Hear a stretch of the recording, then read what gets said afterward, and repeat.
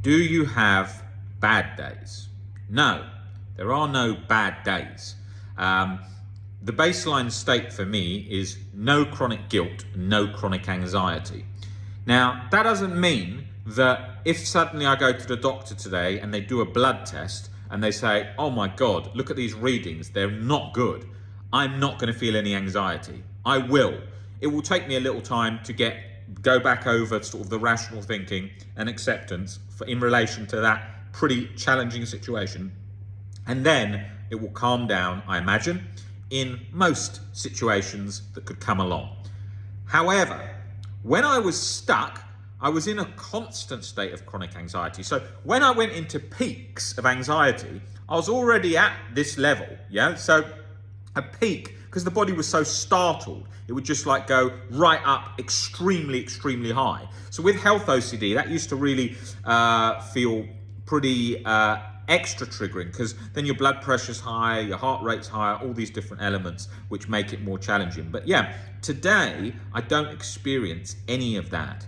I don't have bad days. You know how people without anxiety and OCD say, oh, I had a really bad day. I don't have bad days. They don't happen, because mentally I can see the only reason I'd have a bad day is because of my perspectives, and they don't get like that. I'm always grateful to be alive. I'm always looking at things, at challenges and how to overcome them and change and adapt. So there's no bad days. There might be a bad moment where you just think, oh God, that's frustrating, that's difficult. But there's no bad days in of themselves. And so that's an important thing to remember. That's the direction you're going in. Like, I look at some people that come in and I think, yeah, with their thinking, everything is going to be a bad day. Every hurdle in life is going to be a big problem, because they're viewing every hurdle as, this hurdle is shouldn't have happened to me. This is so unfair. This is so terrible. And you usually see that kind of thinking where somebody is like perhaps not been working for a very long time. They've fallen out with their family. And I'm not saying that when you're suffering from anxiety at a really, really high level, it's easy to work. It isn't, and you can completely understand that and have compassion for them. And the same with family dynamics can be very difficult for some people with their family situations. And in some situations, they do end up having to cut off certain people because of how difficult their family dynamic is. But in, I would say, the majority of those cases that I see, what's actually happening is low frustration tolerance, wanting something to be a different way, and internally demanding so. And so what happens as well with the work-related situation is, okay, I'm going to come off work and not work because I can't handle it, there's too much anxiety. Then, although there's anxiety in the not working, they get comfortable in that situation, even though it's uncomfortable. And then the obstacles to get back into work feel too much, and then they stay in that position. And the same with family. A lot of arguments come about that are because anger and anxiety go hand in hand. And then their behaviors can often push away people and lead to arguments, so it makes more of them happening. And then those dynamics can be tricky. Now, that I'm not saying for a second that the family aren't contributing. They can be contributing 90%. But our beliefs of these hurdles and how we handle them, how we overcome them, how we diffuse arguments, how we stay working, how we carry on with life, how we overcome obstacles, comes from us, from our thinking. We can all see it in, like, I look at, like, for example, I say I'm like just walking down the street and I go to a cafe. You can see people in the coffee shop who are generally trying to be difficult. Now, why are they generally trying to be difficult? Because they're not happy. They're frustrated. They want things a certain way, and they feel that they've been very hard done by. And so a lot of their things is making things difficult for people. And that comes from a place of not being happy. When someone's happy, they don't tend to want to cause trouble. Now, I can say this for myself. When I was highly anxious with OCD and I felt so bad, I would just be like, go into a restaurant or cafe, like, hello, yeah, can I have that please? Yeah, thanks. And like very short with people, because I was so stuck and suffering in my head. Everything was short, right? Now, when I go in, of course, some days I'm working so much, I can feel a bit like that, but most of the time I'm like, hey, how you doing? How's your day? How have you been? Can I have this please? Can I have that? Thank you so much. and then talking to people, and very much it's a connection and an understanding and empathy for different people's situations. I've always got that. I always look at other people when I think, God, look at how bossy they are, look at how they're not respecting that person at all. Recovery and acceptance gives you so much more empathy. You understand other people's situations. And in this bit, what I'm talking about here, I have so much empathy for people who are not working or now in a mental hospital situation or whatever. I have so much empathy for that journey. But, and I'm not talking about mental hospital here, I'm talking about not working.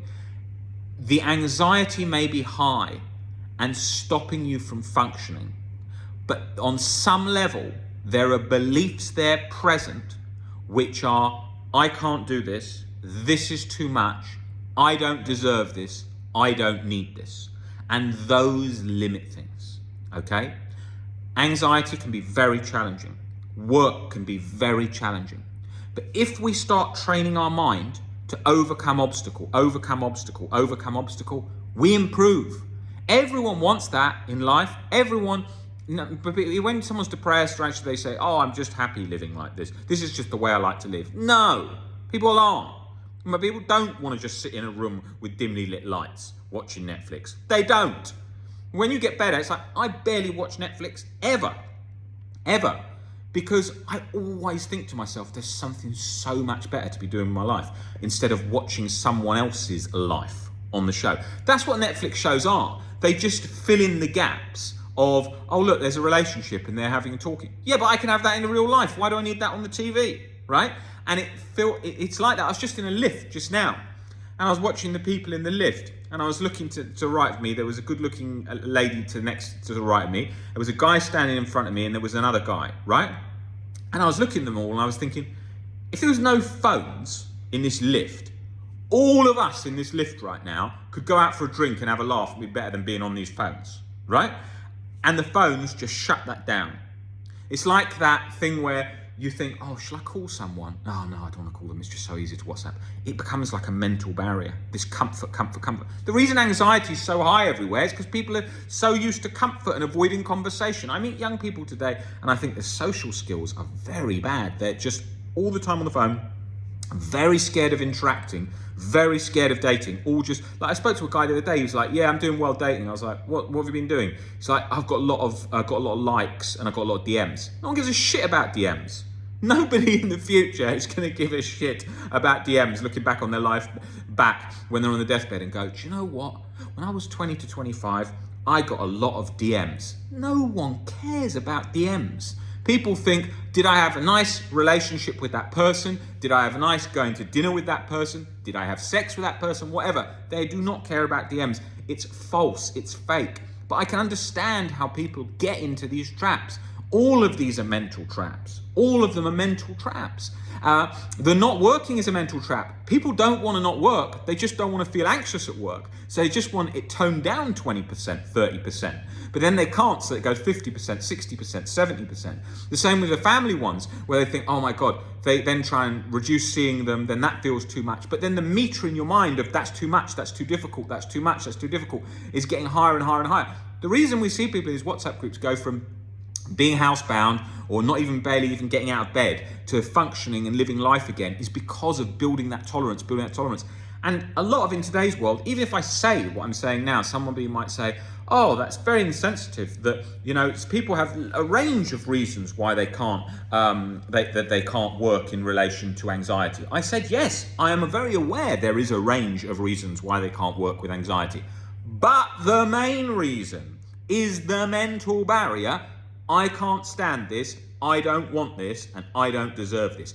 I rarely ever see a case that hasn't got those there, right? And the problem today, a lot in society, is then it fuels the opposite direction where people say, oh yes, you shouldn't say this, you shouldn't say that. And it's more comfort and more safety and more comfort. We have to be realistic. For OCD sufferers, you need to do more. That's key. If you're at home, it's understandable. Compassion is a challenging situation, but you've got to do everything to get out back to doing some kind of work, back into some kind of life, because you will look back and you will think, I spent years just at home, and you don't want to be in that position. I know some of you in the group are in that position. And that's okay. I was in a lot of those positions. At my worst, I was showering 6 hours a day, using 4 to 5 bottles of shower gel and shampoo. I was a very, very severe case. I know what it feels like to be trapped in this level. I could barely function. I could just about work. But you've got to do something to keep your life moving forwards. If you don't, this is just going to consume more and more and more. If I look back at my life now, I lost years to OCD, years of mental rumination, years of doing compulsions, years of staying stuck. I did all of that. I did all the wrong things, avoiding exposures. I did all of that too, putting them off for ages, months and months and months. I did all that. But take this as a wake-up call. Any situation, maybe you're putting off exposures, maybe you're putting off that relationship, putting off seeing your family. Ask yourself a lot of times, could I change with my beliefs here? Could I possibly sit down for dinner with my parents, with my friends that I've fallen out? Could you? Is it that challenging if you sat with the discomfort, even if they've been disrespectful, even if they've been rude? I see families get back together all day long where they realize, I could change my perspectives to make that work. Even if your family is disrespectful about your OCD and isn't the nicest a lot of the time, are the pros and cons still better? Weigh it up, right? And I know it's a sore point, and I know people hate this conversation. My mum did this, she's the worst ever, I really hate this. I know people have those mindset about that and think that. But ask yourself, realistically, is there any way it could work? Would your life look better if it did work? Think about that. And in a lot of cases, it can. I'm not talking about cases where people have been kicked out of their home, abused, whatever, where there's serious lines being crossed, where it's not good for their mental health at all. But when you actually start to think about the majority of cases that aren't that, it's because of fallings out, strong beliefs that we hold. I must not be disrespected. I must not be treated like this. I can't stand this. I don't want this anymore. And that is the core of the problem.